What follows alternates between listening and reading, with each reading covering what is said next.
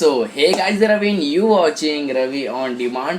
तो दोस्तों यहाँ पर आज मैं बात करने वाला हूँ कि आप अपने मोबाइल को पानी से कैसे बचा सकते हो।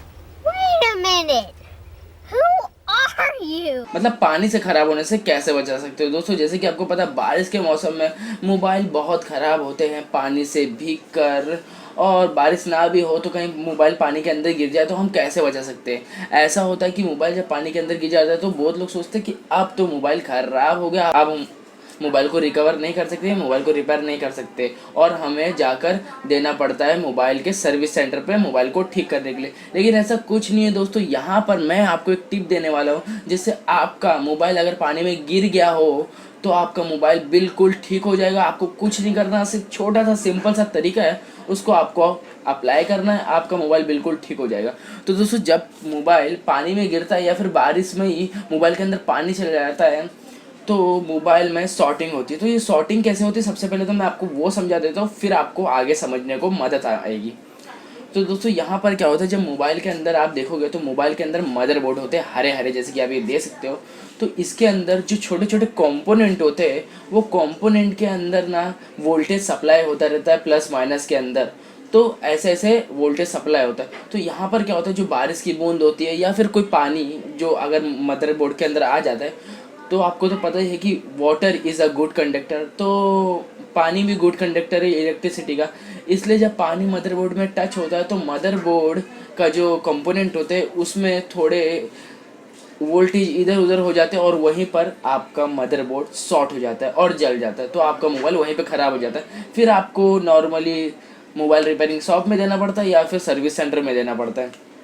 तो हम कैसे ठीक कर सकते। तो दोस्तों अगर आपका मोबाइल कहीं पानी में गिर जाए या फिर बारिश में भीग जाए तो सबसे पहले तो आपको एक चीज़ करनी है, वो बहुत इम्पॉर्टेंट है। आपको अपना मोबाइल स्विच ऑफ कर लेना है। कैसे? फटाक से स्विच ऑफ कर लेना है। उसमें कोई एप्लीकेशन यूज़ मत करो जब तक वो भीगा है, उसमें कुछ मत चलाओ, फटाक से ऑफ कर दो, स्विच ऑफ कर दो। और या फिर अगर आपका रिमूवल बैटरी है, मतलब बैटरी निकल जाता है, तो आप बैटरी निकाल के रख दो। और अगर आपका मोबाइल भीगा है और आपका मोबाइल स्विच ऑफ ही है तो उसको ऑन बिल्कुल ना करें। अगर आप ऑन करोगे तो मदरबोर्ड में करंट की सप्लाई होगी, वोल्टेज की सप्लाई होगी, और वोल्टेज की सप्लाई होते समय आपका जो पानी है वो गुड कंडक्टर वोल्टेज को इधर उधर सप्लाई कर देगा और आपका मदरबोर्ड शॉर्ट हो जाएगा। अब स्विच ऑफ तो कर दिया, तो स्विच ऑफ करने के बाद क्या होगा। तो दोस्तों मैं ऐसे ही नहीं बता रहा हूँ, ये है मेरे पास मोबाइल मेट्रोला का। तो ये मोबाइल पानी में गिर गया था। कहाँ गिर गया था वो नहीं बताऊंगा, पानी में गिर गया था।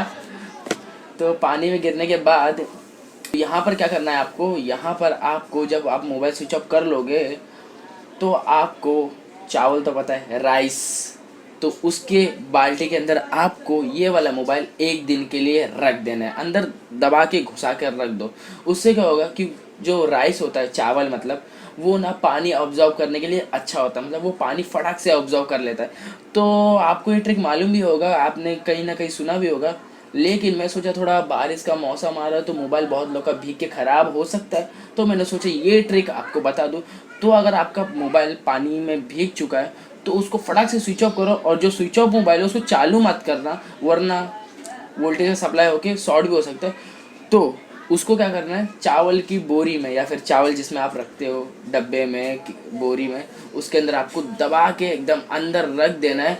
और फिर आपका मोबाइल को आप एक दिन के बाद निकालोगे तो आपका मोबाइल ठीक हो जाएगा।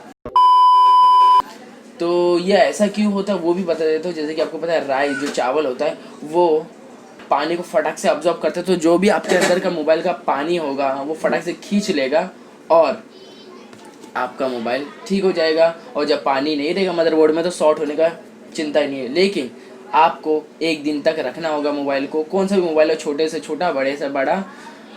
तो बस आपको नॉर्मली सा इसको चावल के डब्बे में जिसमें भी आप रखते हो उसके अंदर रख देना।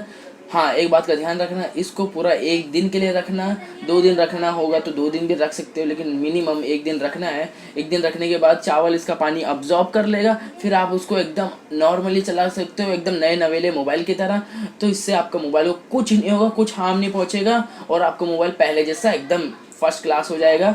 तो दोस्तों वीडियो पसंद आएगा तो लाइक कर देना, कमेंट कर देना और वीडियो को शेयर ज़रूर कर देना। चैनल पर नए हो तो चैनल को सब्सक्राइब कर दो, बेल आइकन ज़रूर दबा देना मेरी नई नई वीडियो देखने के लिए। और दोस्तों में शेयर कर दो अगर किसी का मोबाइल भीग कर ख़राब होने वाला हो तो ये था मेरा मोबाइल, इसको मैंने ठीक कर दिया। Oh my God! Wow! और बाय बाय।